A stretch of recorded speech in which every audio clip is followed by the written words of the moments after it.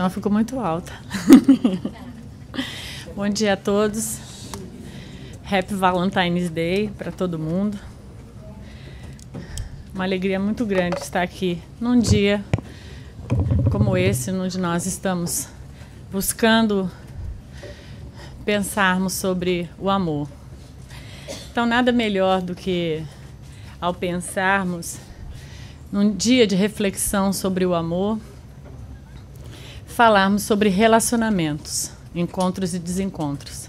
E esse tema, ele justamente surgiu baseado num estudo realizado a gente tem aqui o estudo do Evangelho, que a gente chama de NEP, onde Jesus, nesse convite, né, de um dos seus mandamentos, que todos nós, com certeza, já tivemos oportunidade de ler, aonde ele diz que vós ameis uns aos outros como eu vos amei a vós. Então, baseado nesse mandamento, nessa mensagem de Jesus, veio essa reflexão de fazermos hoje sobre a questão do relacionamento. Então, quando a gente pensa na condição que nos encontramos hoje, nós estamos nesse aprendizado do quê? De amarmos uns aos outros. Então, quando a gente fala de relacionamento, a gente está quase falando como um treino. O relacionamento é uma possibilidade de treinarmos esse amor. Esse amor que pode vir através da relação com os amigos, que pode acontecer através da relação afetiva entre parceiros e parceiras, que pode acontecer através de pais e filhos, que pode acontecer através dessa família espiritual, por exemplo, como nós aqui, essa família universal. E todas essas inter-relações, elas são para nós, bless you, essa possibilidade de aprendermos o amor. Então, dentro disso, a gente poderia dizer o quê? Que uma das dificuldades desse aprendizado de amarmos uns aos outros é quando nós vivemos o quê? O estar certo. O estar certo, muitas vezes, dificulta os relacionamentos. Quando nós buscamos estar certos dentro da relação, quer seja entre patrão e empregado, ou então de uma forma pais e filhos, ou então entre parceiros, quando nós acreditamos que estamos certos ou buscamos relações que vão vir a provar que estamos certos, isso vai dificultar o quê?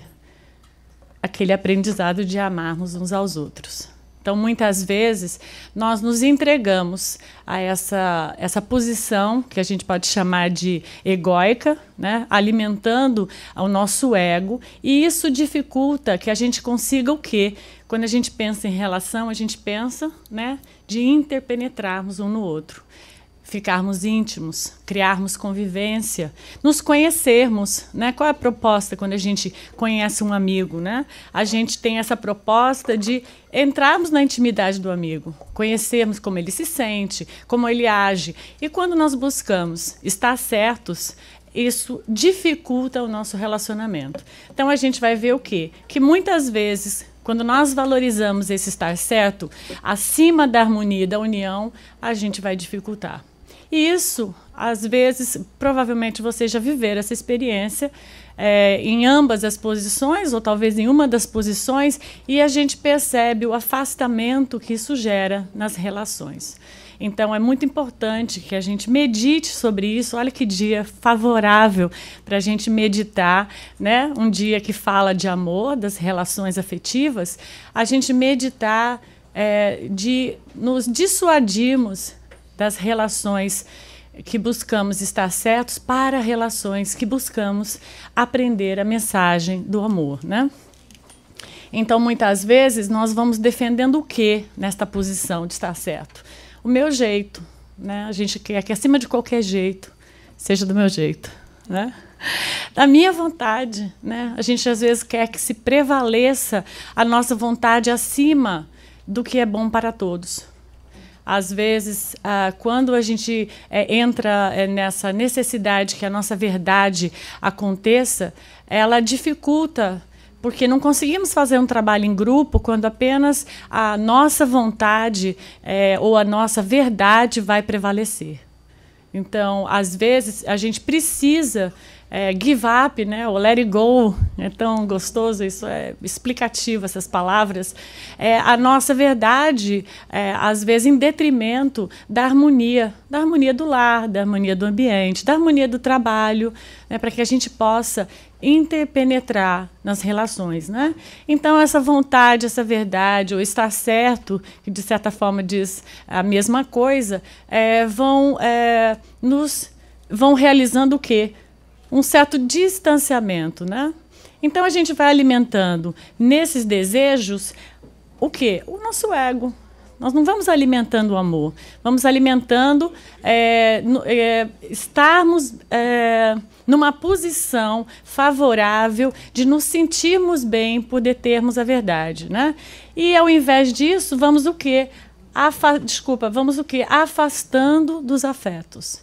Então isso é bem interessante porque muitos dos problemas, às vezes, eles decorrem dessa atitude. E essa é uma atitude que, às vezes, a gente não faz uma vez. Isso é um ritmo, é um costume, é um automatizado, que se a gente não percebe, a gente vai repetir isso uma encarnação inteira. A gente vai buscar, numa encarnação inteira, impor o nosso desejo.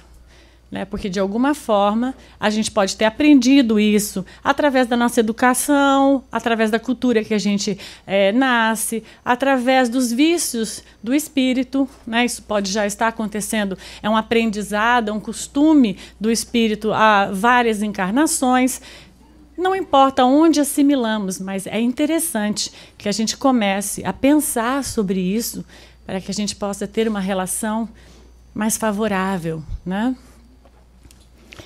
Então, como muitas vezes isso acontece? Como a gente percebe os problemas que vão arruinando as nossas relações quando buscamos esse tipo de relacionamento?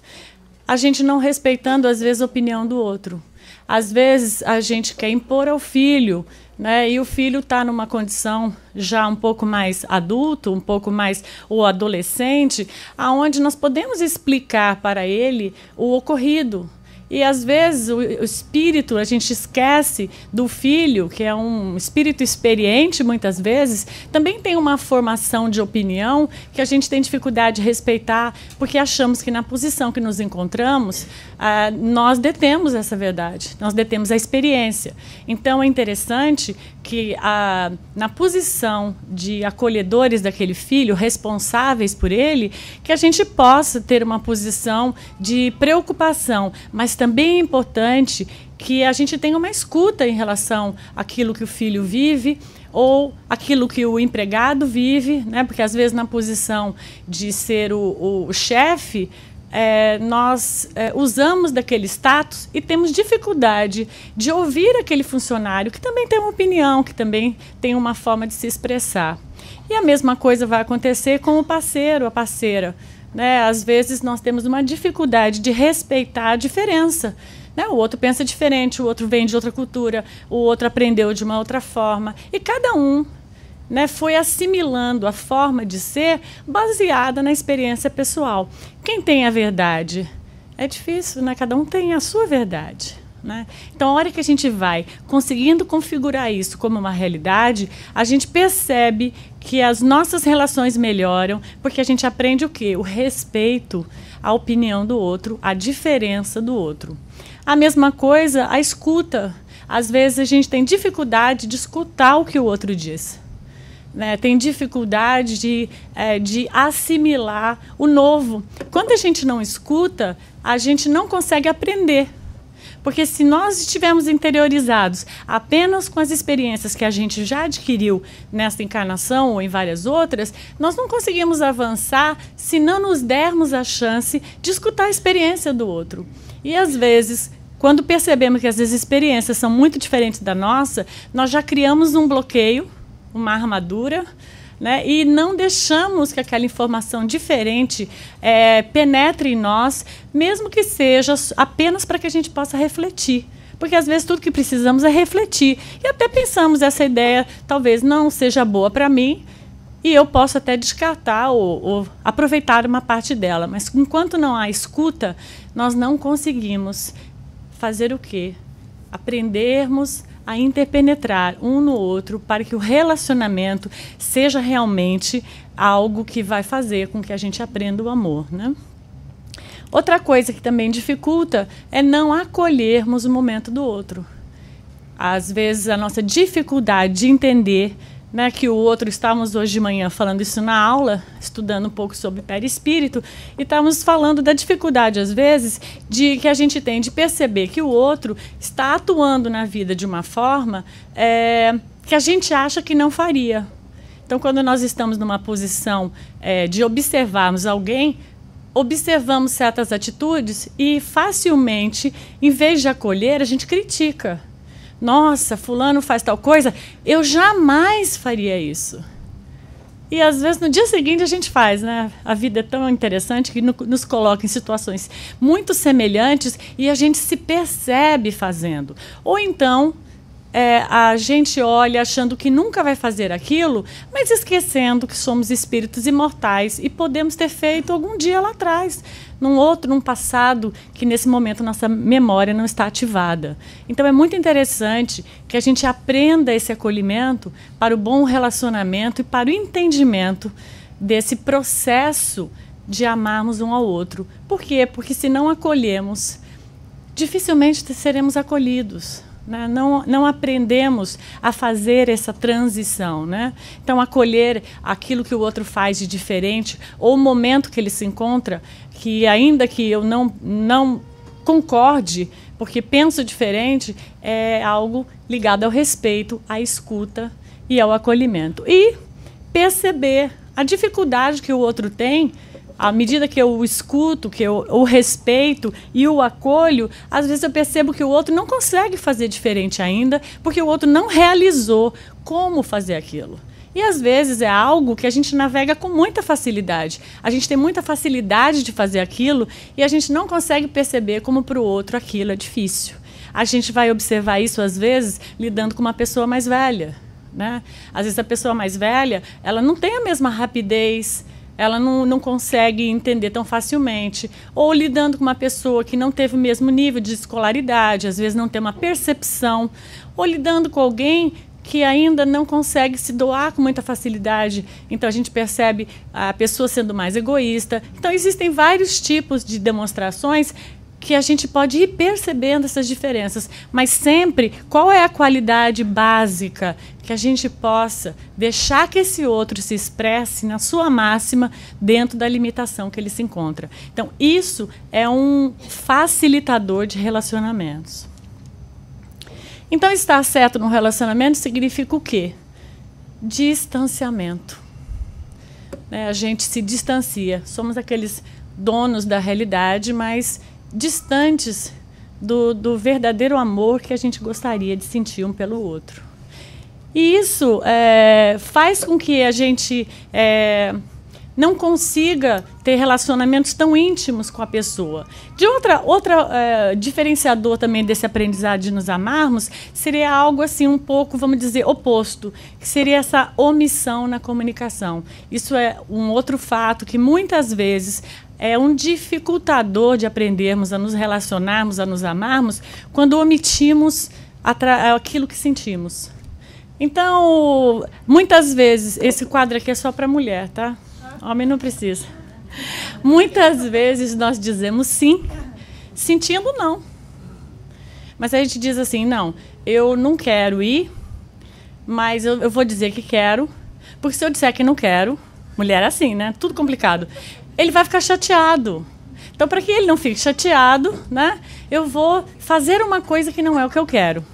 Mas como a mulher é transparente, né, no caso da mulher, ela vai, mas vai com a cara fechada. Aí ele diz, o que você tem? Ela diz, nada. Olha, viu? Não, você tem alguma coisa. Não, não tem. Ela nega, ela morre, mas nega. Mas como ela também não sustenta muito tempo, depois de um tempo ela solta. Ah, mas aqui na verdade eu não queria muito ter vindo, mas você vai, eu pensei. Ele diz, por que você não falou? Mas você não ia ficar chateado? Não, a gente podia ter ido nesse outro restaurante, ou assistido outro filme, ou qualquer coisa. E aí a mulher fica assim, Olha, eu podia, né? E a comunicação começa a ficar o quê? Truncada. Né? Ou vamos dar um exemplo também um pouco mais profundo. Um exemplo mais profundo é: eu fico chateada com alguma coisa que eu vivi e eu não esclareço isso dentro de mim. Eu não conto porque eu fiquei chateada. Né? Assim, a gente não divide com o outro. Não é chegar assim, eu estou chateada, isso é briga. Mas eu digo dividir. Talvez você fez uma coisa que eu não gostei muito. E eu queria te falar. Né, assim, não no telefonema, no text message, a pessoa fica mandando aqueles texts, né? Você hoje fez, aí o outro lê lá e já lê até assim, olha como ela está falando, porque a gente lê com uma interpretação tão diferente, porque a gente lê com a interpretação do que a gente está sentindo. E às vezes não é como o outro falou lá. E às vezes eu acho engraçado, a pessoa vem e quer mostrar para mim o que o outro escreveu, e a pessoa lê com a entonação de voz. Eu fico olhando e falo, nossa, é um artista. A pessoa fica lendo. Aí eu digo assim, mas ela falou com esse tom de voz? Não sei. Como você sabe? Nós particularizamos. Então, eu acho que quando a gente vai esclarecer o que nós sentimos, por favor, não vamos esclarecer por text, né? Vamos esclarecer olho no olho, pessoalmente. Né? Segura ali na mão da pessoa, abraça. Poxa, eu senti isso, sinto muito. E vamos esclarecer. Aí o outro, puxa, foi sem querer, não foi por mal. Né? Não houve o desejo de lhe magoar. Né? Você pode até ter interpretado errado, porque muitas vezes acontece, quantas vezes, mas se nós não fazemos, não damos esse feedback para a pessoa, como nós vamos nos apresentar na comunicação? Como o outro vai ter chance de nos conhecer, de nos amar, de ficar íntimo, se nós não nos colocamos? Né? E vice-versa. Mas às vezes quando o outro vem se colocar e dizer uma coisa que eles não gostaram que a gente fez, a gente fica logo chateado, entra na defensiva. Não, eu fiz por isso, eu fiz por aquilo. Não precisa se defender. Eu só ouvi isso, até hoje eu já estou até mais tranquila, já passou, ou está tudo bem, ou vamos primar para que isso não aconteça de novo. Né? Assim, porque a gente vai se relacionando. E eu fiz uma palestra em 2010, chamava Os Paradigmas do Amor. E uma hora dessa eu até quero fazê-la de novo. Preciso reconfigurá-la. Que era essa diferença das culturas. Por exemplo, uma hipótese. Quando a gente casa com outra pessoa que não é da nossa cultura, como o brasileiro, o americano, que acontece muito aqui para nós, a gente vai vendo que a forma da criação foi diferente. E nós, às vezes, culturalmente, temos uma interpretação do que representa o amor que, para o outro, na educação que ele teve, ele tem uma representação do amor um pouco diferente de nós. Então, por exemplo, se a gente perguntar para a brasileira, como você quer ser amada? O que representa o amor? Ela pode dizer, alguma delas, né? Não todas. Ela pode dizer, por exemplo, a ser amada, ele mostra para mim que ele me ama se ele abrir mão de jogar futebol e ficar comigo. E às vezes para o outro isso não é ser amado. Aí você pode perguntar para o americano, como ela poderia demonstrar a representação do amor, né? Que ela te ama, respeitando a minha privacidade. Quem está errado? Cada um tem a sua representação do que representa o amor. Cada um sente de uma forma. Para um, está buscando a metade da laranja, a tampa da panela. Mas para outros que se sentem inteiros, você não está buscando tampa de nada, eu quero só share com o outro quem eu sou.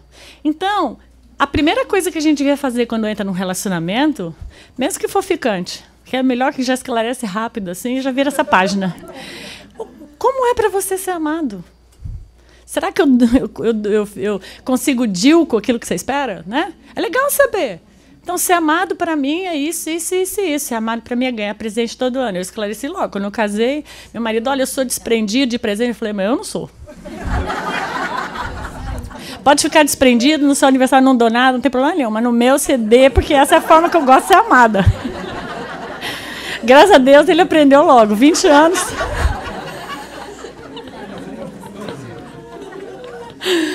Não é? E mulher, como que ela quer ser amada? Todo dia o cara tem que dizer, eu te amo, eu te amo, eu te amo. O homem não aguenta isso. Mas nós sentimos essa necessidade, né? Queremos que ele diga como a gente está bonita, como a gente, né? E às vezes o outro tem uma forma de demonstrar o amor através dos cuidados, através da gentileza, através de ajudar resolvendo as coisas, através de share as coisas na casa, através da preocupação com o bem-estar da pessoa, se ela se alimentou, né, às vezes cozinhando para ela. Ave Maria, isso ainda não aconteceu lá em casa. Eu tenho uns amigos, nossa, meus amigos cozinham bem. Meu marido está aprendendo, está aprendendo. Isso é o quê? A forma que cada um expressa o amor. Tem alguma coisa errada em alguma delas? Nenhuma. Só que nós detemos como nós queremos. E quando o outro, na representação de demonstração, não faz o que queremos, nós não nos sentimos amados. E isso é muito complexo. Então, a transparência da comunicação, ela é um fator colaborativo para que a gente possa se interrelacionar com o outro. Né? É gostoso na amizade você perceber o que é complexo para o outro. Eu lembro uma amiga nova que eu fiz há um tempo atrás, há uns 2 anos atrás, e nós duas somos psicólogas, então, assim, falamos uma linguagem parecida, né? E aí um dia nós ficamos conversando sozinhas, assim, e começamos a dizer, quais são os fatores para você que pega na amizade? Foi a pergunta que fiz a ela. Assim, né? O que você não curte na amizade? E nós começamos a trocar. Eu disse o que eu não curtia, ela disse também o que ela não curtia, e eu pensei o quê? Isso aqui, para mim, é uma valorização do tanto que eu estou gostando de você. Eu quero acertar. Então, se você não gosta disso, eu vou buscar não fazer. Não vai ser uma coisa que vai me agredir, e ela também vai buscar não fazer, dentro do possível, aquilo também que me desagrada. E a gente deve fazer isso com o filho. Percebe que o filho precisa daquele respeito, daquele espaço. A gente deve fazer isso com a pessoa que trabalha para a gente. Porque a pessoa que trabalha para a gente tem várias... Para a gente não, que não tem ninguém que trabalha para mim, né? Mas assim, uma forma geral, né?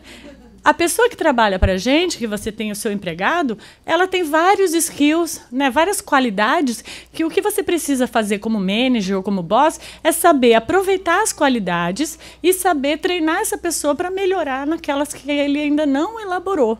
Mas se a gente não souber fazer isso e só reclamar dos defeitos que a pessoa tem, a gente não abstrai o melhor que a pessoa já tem dentro da experiência de vida dela. Então, assim por diante. Então, essa dificuldade... na comunicação, nessa omissão do que sentimos, ela pode estar ligada à nossa insegurança. A gente pode fazer isso por dependência financeira, dependência amorosa, afetiva, dependência de documento, dependência de qualquer coisa. Ela pode estar ligada às nossas carências, aos nossos medos. Às vezes a gente não se coloca porque temos medo de perder o outro, medo se o outro vai nos amar, se ele vai nos largar, se ele vai nos acolher, se a gente não vai ser convidado para ir na festa, se ele não vai mais dar like nas nossas fotos do Facebook. A gente tem medo. Então, nós precisamos rever isso. Porque quanto mais nos colocamos, mais o outro tem condição de nos conhecer e começar a se relacionar com a gente de uma forma mais íntima, mais verdadeira, mais sincera. E isso é tão gostoso. Quando nós temos amizades que a gente pode dizer para o outro... Né, essas amizades conjugais, essas amizades afetivas, essas amizades com o filho que existe, o filho não precisa esconder nada. Né? O filho cultiva com os pais uma relação super aberta, super gostosa, porque o filho não tem medo dos pais, o filho tem respeito pela experiência do pai, pelo querer bem do pai e da mãe. Essas relações são relações gostosas de se ter. Então nós precisamos pensar sobre isso, meditar sobre isso, para que a gente não se torne prisioneiros dela. Então, não valorizarmos a importância de uma relação transparente e sincera também dá dificuldade no relacionamento afetivo, o aprendizado do amor, né?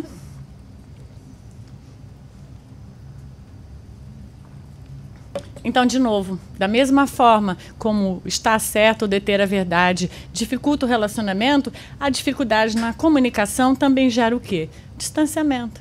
Né? A gente não diz o que está sentindo, mas não está feliz. Não quer dizer porque a gente não verbaliza que nós estamos bem naquela relação. Então, nós estamos bem quando conseguimos ser a gente. Então, às vezes, as pessoas que estão solteiras ficam pedindo... eu quero arrumar um marido carinhoso, que tenha uma condição, que seja alto, baixo. Idealiza. E, na verdade, o que a gente deveria desejar, penso eu, é encontrar alguém que nos aceite, que ame a gente com as nossas dificuldades, com aquele dedinho torto, com aquelas nossas manias, com as coisas que a gente faz de errado. Né? Mas que ele goste dos nossos defeitos. Meu marido, por exemplo, adora todos os meus defeitos. Adora. Eu falo até para ele, eu quero melhorar nesse, mas ele gosta muito dos meus defeitos. Ele é santo, né? Mas a gente sabe que vai vir um pacote. Né? A gente sabe quando conhece alguém que tem um contexto familiar que a pessoa está trazendo naquela relação, que a pessoa tem seus traumas, suas dificuldades, seus problemas, seu passado, outros relacionamentos que teve antes de você. Então, nós estamos trazendo uma complexidade que é o espírito. Então, nós precisamos, junto com a parte boa, também dividirmos as dificuldades que aquele ser humano ainda tem quanto pessoa. Então, a aproximação de podermos ser transparentes e não determos nenhuma verdade, apenas fazemos escolhas em busca de ambos crescerem, isso vai ajudar como um facilitador de nos relacionarmos. Então, estar certo ou omisso fere os relacionamentos. Nenhuma dessas duas posições colaboram, né? Então, e isso vai ao contrário daquilo que estamos buscando. Porque o que a gente busca na relação? Estar juntos, sermos íntimos, próximos, nos ajudarmos, trocarmos um com o outro, né? Esse é o gostoso da relação, isso é o que a gente está buscando na relação, né? Então, nós precisamos primar nessa busca, né? Então, a falta de foco na mensagem de Jesus inicial sobre amarmos uns aos outros faz a gente andar o quê? Em círculo, né? Porque a gente quer isso da relação, mas não atua. Né? Eu quero viver íntimo, ter um companheiro, quero sentir uma relação com meu filho verdadeira, mas ao mesmo tempo eu quero impor, ou eu me omito, eu não sou transparente. Então isso faz a gente andar em círculos, porque a gente não chega no foco principal, que é termos um relacionamento saudável. Que acho que essa é a palavra certa. Não existe relacionamento perfeito, porque nós não somos ainda perfeitos, mas existem relacionamentos saudáveis. Né? Eu respeito o seu limite, você respeita o meu, e nós temos um relacionamento saudável, né? E o amor ali se instala. Então, nós vamos abalando as nossas relações pouco a pouco, quando não percebemos que fazemos isso nas pequenas coisas. Outro dia estava assistindo um vídeo bem interessante, e era uma moça espiritualista que faz palestras assim em vários locais do mundo.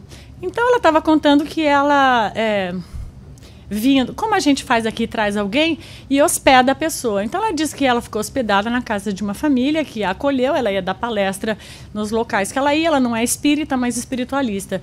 E ela disse que era aquela acomodação, que o banheiro, aquele jack, né, que ficam duas portas, 2 quartos para um banheiro que share, né?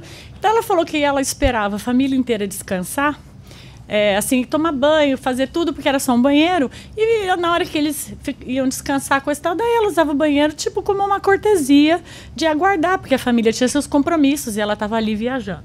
Então ela ficava escutando tudo que acontecia, né?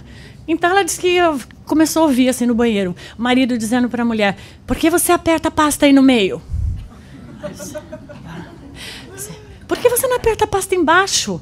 Você não percebe? É fácil, aperta embaixo. Aí não fica a pasta toda saindo. Aí a mulher falava: por que você não deixa eu apertar a pasta onde eu quero?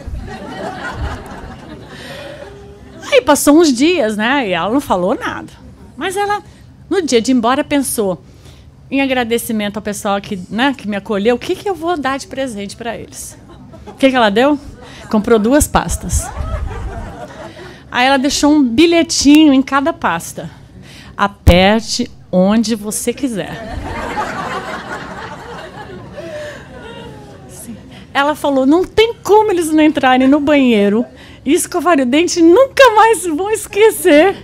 Aperte onde você quiser. Tá tudo bem, só tem uma pasta, vamos chegar num acordo. Dá para ter 2? Cada um faz como achar melhor.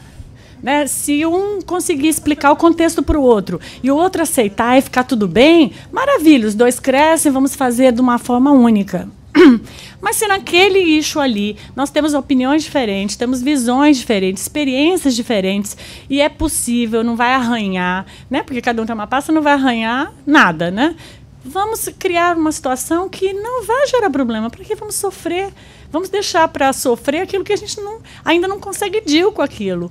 Mas aquilo que é sustentável, vamos nos aliviar, porque a gente só se estressa, né? Principalmente quem quer que aperta direito. Porque quem que não aperta direito não está nem aí, né? Mas quem quer que aperta fica pirado. Não é verdade?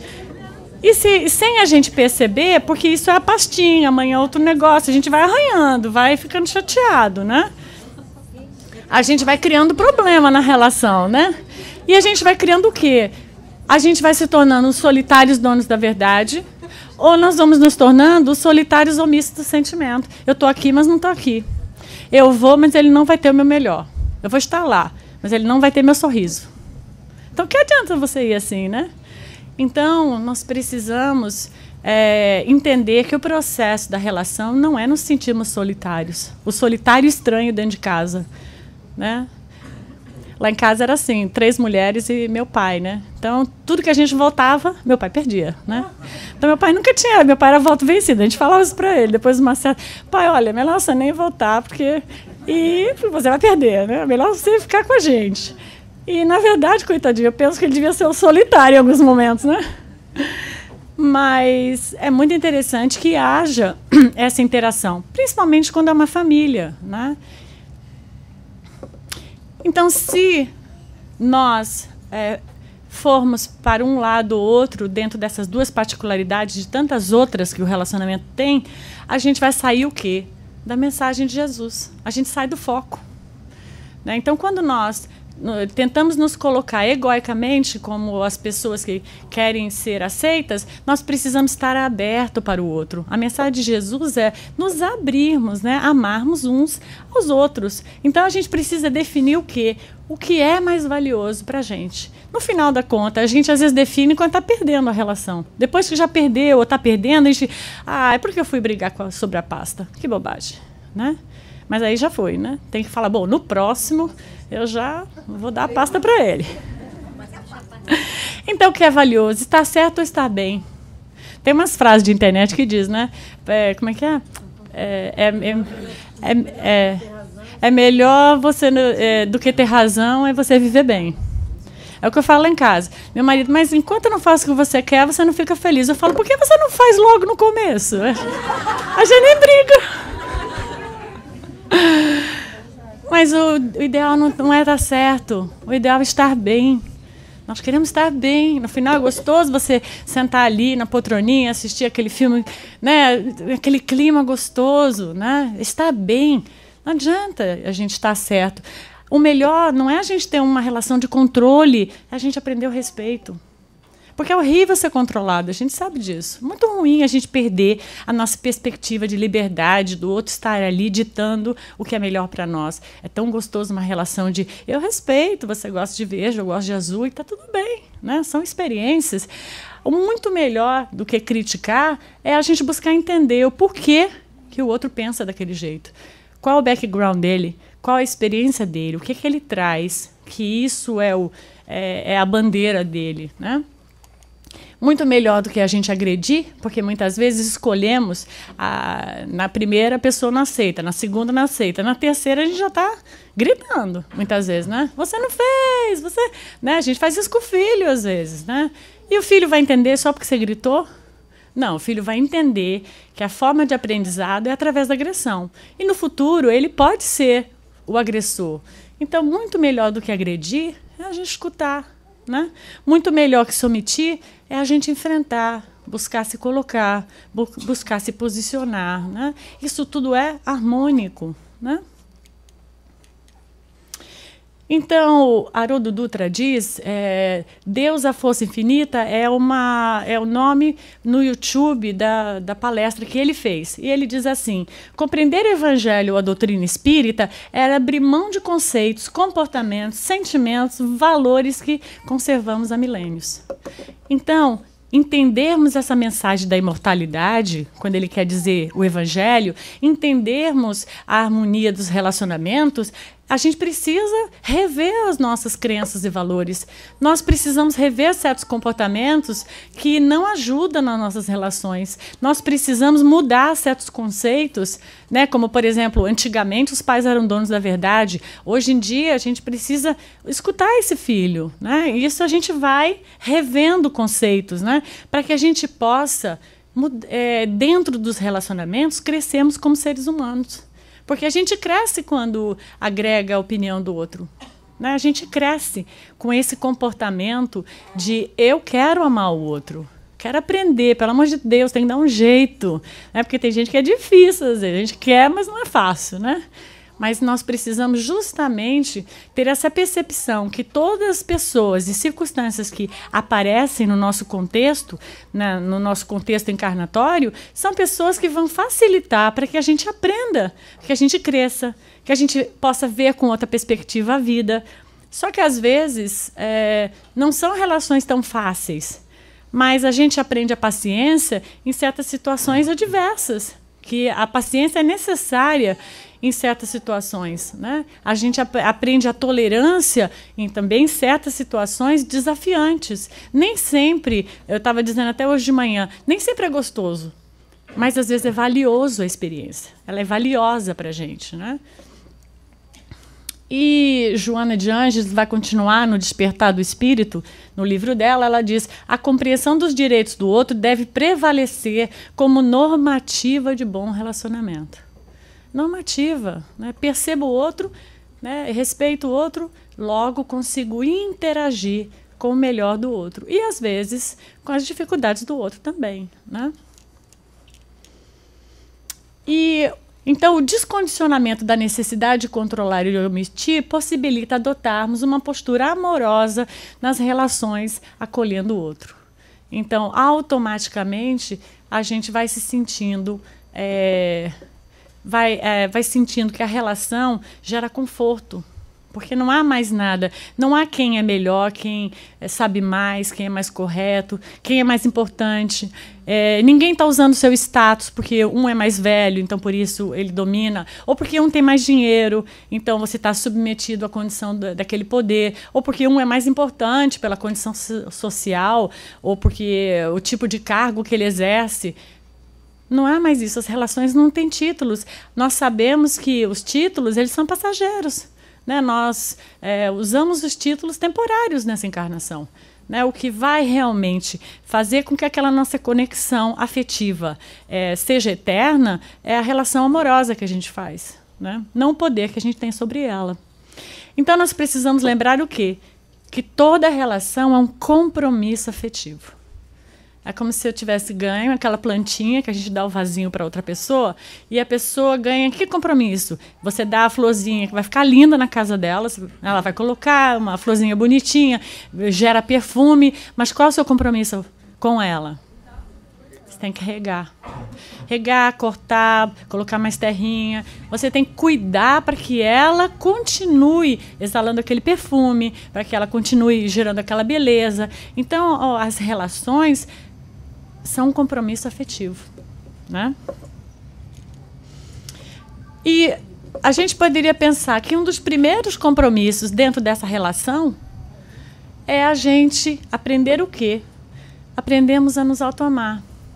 Porque percebemos que quanto melhor nos sentimos com nós mesmos, quanto mais nos aceitamos e quanto mais nos acolhemos, mais fácil fica a gente ficar comprometido com o terceiro, com outras pessoas.